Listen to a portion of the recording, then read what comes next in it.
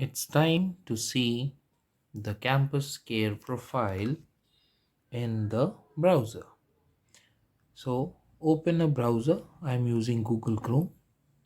Type dpssiliguri.campuscare.cloud fully.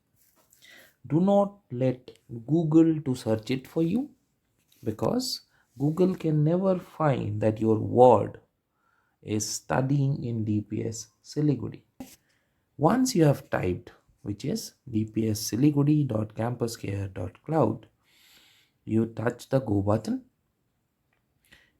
This screen will come where it will say that you need to allow pop-ups, and it will ask you to click on a highlighted text.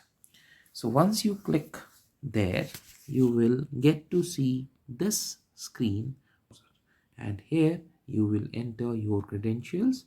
I have saved mine, so it is visible. You can save yours. Thank you.